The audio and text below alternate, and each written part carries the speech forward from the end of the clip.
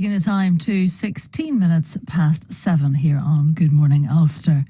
Now, could this become an all too familiar sound?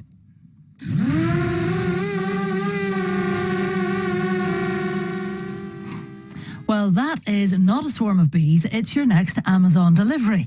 The company has been teasing us for years, but now says it hopes to start delivering packages via drone within months. So how will it work in practice, and will they be able to navigate their way through a host of obstacles? Let's speak to Curran, Professor of Cybersecurity at Ulster University. Kevin, this is going to be a complete change on the landscape, a noisy one at that. How on earth will this work on a day-to-day level? Okay, well, Amazon are the most valuable public company in the world with a value of 800 billion. And now they have revealed at a conference in Vegas one of their drones, which will be used to deliver packages. And of course, they tout this particular drone's ability to spot obstacles such as people, dogs, and clotheslines. So it's able to travel at up to 15 miles with packages weighing up to 5 pounds. And this actually accounts for 90% of Amazon's packages.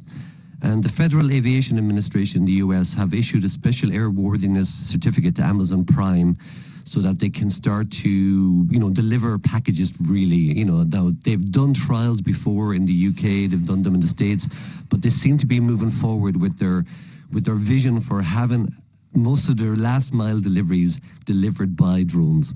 Do we really want airspace clogged up with these noisy devices in our gardens on a Sunday afternoon? Well, that is one of the problems that they have, of course, is regulations, of course. We have to be very conservative with the airspace that we have because we share it with commercial airlines. So really, they've got to prove that they can do this safely. And of course, that there's not the only problem that they have. What they have now is the problem of the last 50 feet of delivery, because yes, we know drones can be autonomous now. They can go places, they can travel for long distances, and they can have their own autonomy.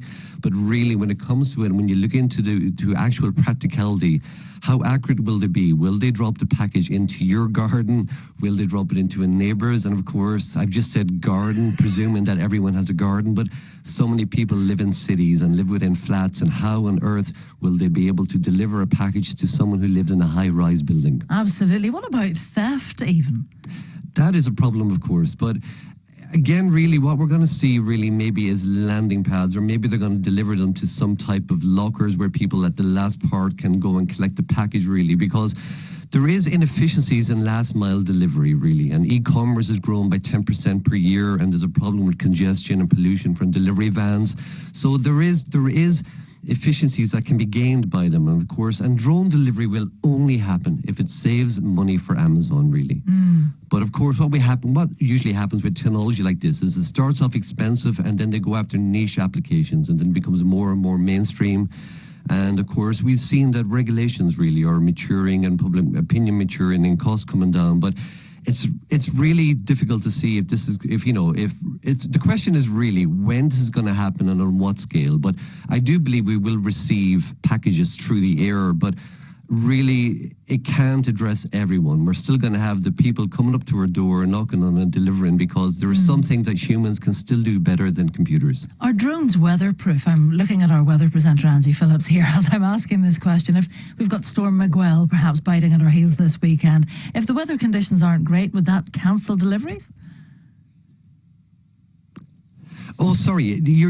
Yes, there has been trials before by UPS. There has been others who have actually been put out by the weather. But generally, these commercial drones really are these drones which are, the leader in the world is DJI. They're a Chinese company, but they're incredibly robust in the air. Actually, it really takes a strong wind to be able to knock these guys out or put them off. So, of course, and on occasions like that, when it's really just stormy, you just don't launch them. You're not going to always have perfect ideal situations, but they actually are very robust on a good windy day. But there is limits to how, to when you would launch your standard drone like this.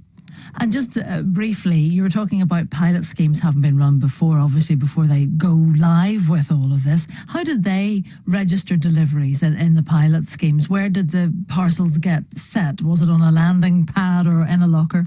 No, generally they have been dropped on people's lawns, or they've gone to special delivery centres, really, where again the lockers are being used again, because Amazon also have other other delivery systems as well, where you can go to a locker and you get a passcode to take out your package as well. But that is what has been done. Now, there are others in this space again. Uber have Uber Air, Google have Google Wing, and UPS, of course, one of the largest delivery people in the world, also have trials as well. But it comes down to it really only works in certain situations. And again, apart from the problem of the last 50 feet and not dropping packages into gardens where dogs chew up the package or drop it into the wrong place, really it's the regulations in the airspace again, because really you've got to, you can't have unregulated drones flying from different companies really in a space where we're trying to land at airports again. So recipe for disaster if the dog gets it, isn't it? Kevin, good to talk to you. Clearly there's potential in this, or these companies wouldn't be investing so heavily in the technology. Kevin Curran there, Professor of Cybersecurity at Ulster University. I think Kevin thought that Angie was going to take on the question about did you see the face? weather and drones. I knew Angie wasn't. It's a fantastically futuristic idea, isn't it? I mean, some people accuse Amazon of just sort of going for a bit of publicity and that it ain't really going to happen, but it who might. knows? Noisy bunch, aren't they? Anyway. You're listening to Good Morning Ulster with Connor and Karen, being delivered to you in a fairly traditional fashion this morning.